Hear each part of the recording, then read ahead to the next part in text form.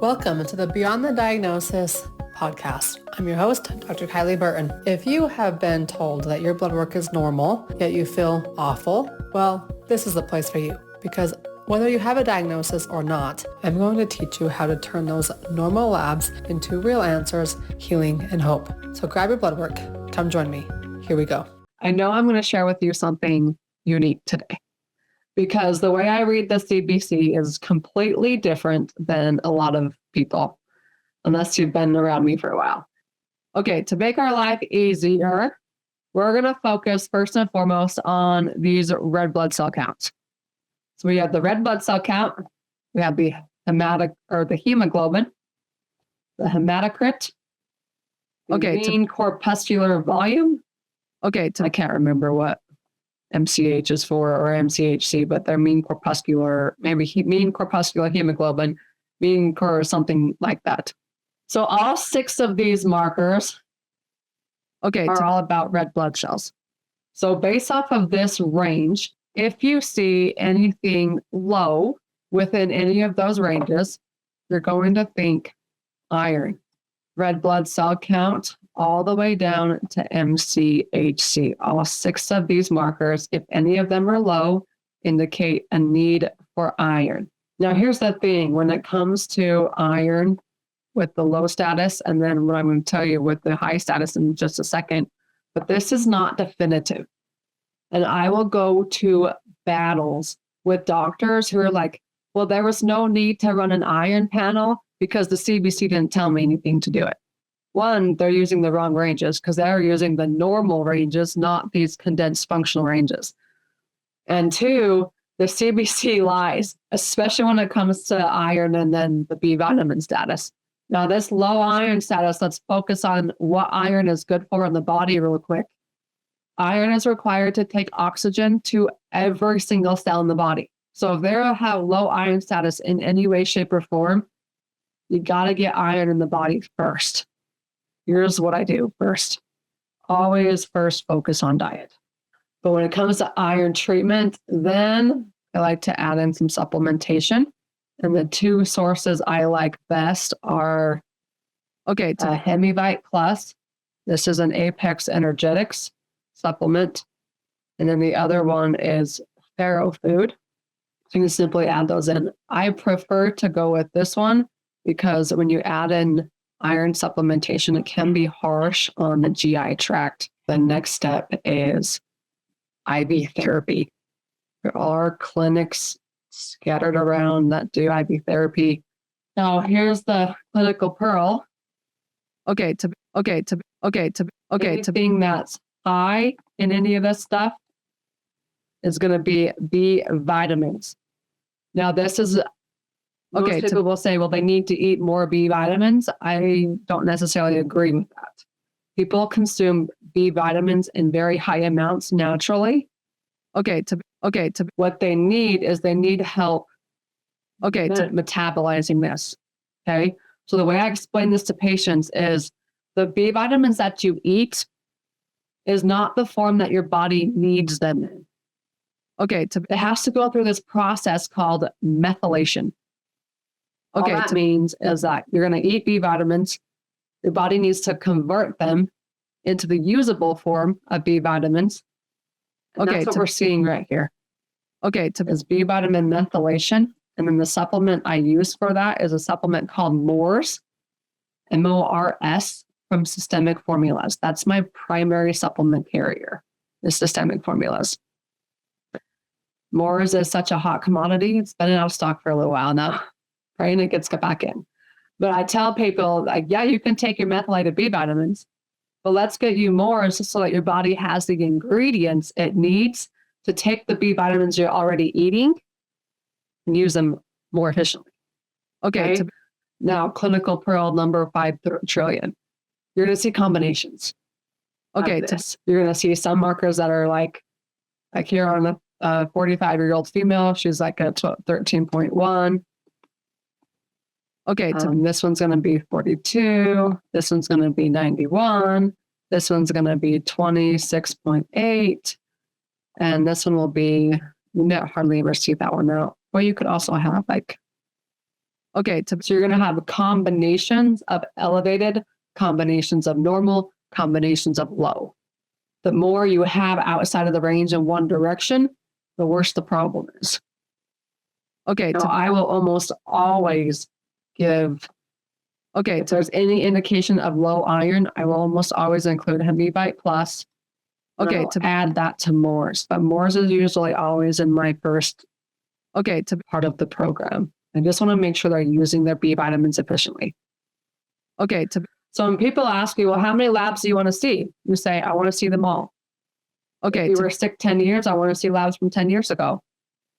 When it comes to these ranges that I'm showing you right here, these are the functional ranges. So this is going to be just an iron deficiency. Iron anemia will come with so say you get the lab range, and the lab range, I don't even know what lab ranges are because I don't even pay attention to them, but it's like 3.5 to 5.5 on this marker right there.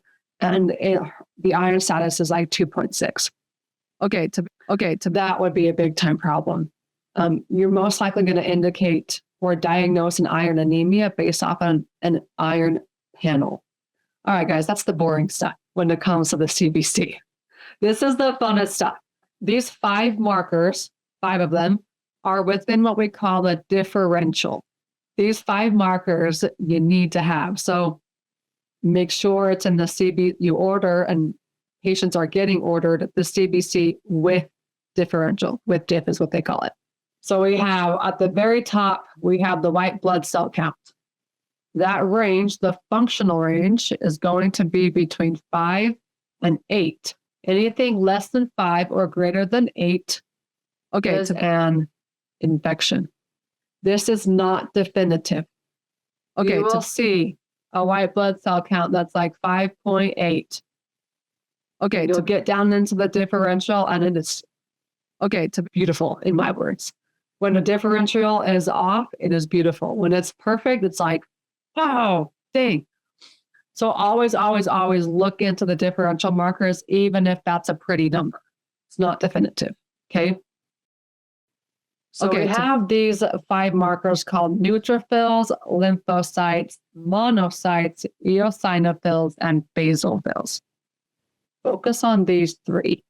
So the neutrophil count, this guy's magic number is 60%.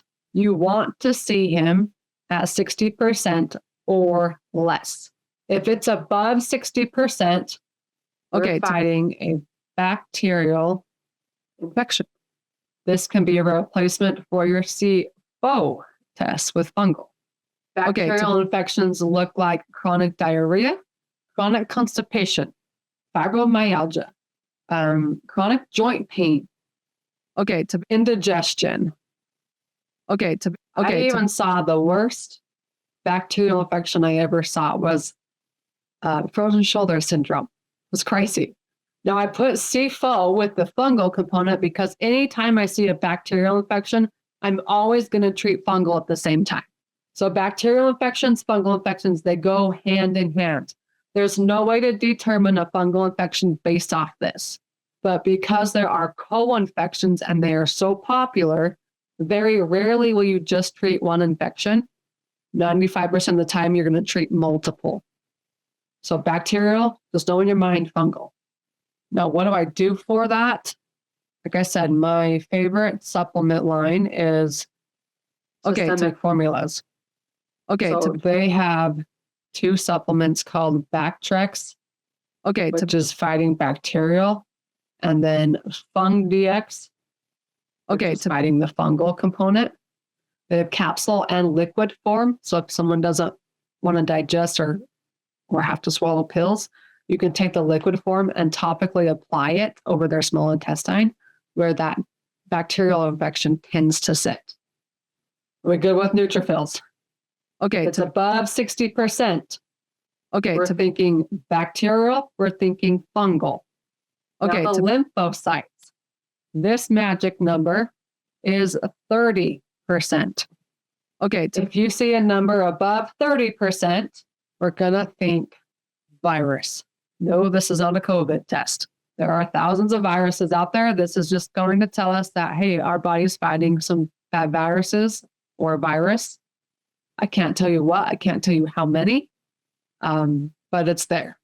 This is the number one cause of thyroid issues. Okay, it's the number one cause of chronic fatigue.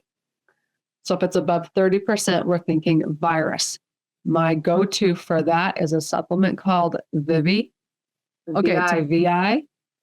Okay, I always want to make sure that their vitamin D status is fantastic, like it's above 80. So I typically pair vitamin D and DB3 with Vivi because, of course, the immune system definitely needs it. Now, viruses come and go. Bacterial infections can show up in the blood work 6 months ago, and then 6 years ago in the same patient, it's not there. That's why I love to have multiple sets of labs. Okay, now, to monocytes, the magic number is 7%. And this is going to be for a virus as well.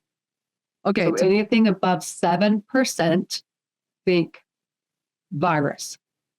Okay, now there's going to be times where you have a monocyte count of like 14% and a lymphocyte count of 28%. So one shows, one doesn't. Okay, to treat the virus. Okay, to Vivi, high dose vitamin D, support the immune system. Now, monocytes can be a little bit fun because I like to say if they're above 11%, there's a high possibility that the Epstein-Barr virus test or mono will come back positive if they were to take it. Does that happen all the time? No, but it's a lot of the time. Next up, we have the eosinophil count. Eosinophils, the magic number is 3. So 3%. Basophils are 1% is the magic number. Both can indicate food allergies. Okay, to environmental allergies. Okay, to what I like to call parasites. So if you have a person who's done every elimination diet under the sun, they're eating rice and chicken and barely surviving. Okay, to the eosinophil counts at 5.5% parasites. And this one isn't, as far as treatment is concerned, isn't quite, okay, to like a simple, okay, to tell you what it is, but there are options. So we have Cellcore is, okay, to primarily, this is all they do, parasite stuff. And then through systemic formulas, it's the VRM. So the VRMs 1 through 4 would be the treatment, depending on, okay, now people will say, oh my gosh, where the heck are parasites even located in my body? Okay, parasites are very, very sneaky. They're very good at living and surviving, but they're also not bad either. Not all of them are bad. Okay, I don't know if Dan's on this call, but Dan is, okay, to my podcast in a couple of weeks here, I think, maybe sometime this month. And he talks about are parasites a good thing? So, and that is the 5 most important markers inside, okay, to the CBC, inside all of blood work. Hey, if you're new here, welcome aboard. If you're coming back, welcome back. I'm coming back as well. In fact, we're going to have new episodes every Wednesday right here on the Beyond the Diagnosis podcast. If you love what you just listened to and love what you've been listening to, I would be honored to have you leave a review. Leave it on the place where you listen to your podcast, so that way more people can find this podcast and get answers from their blood work as well. I'm Dr. Kylie, and I'll see you next week.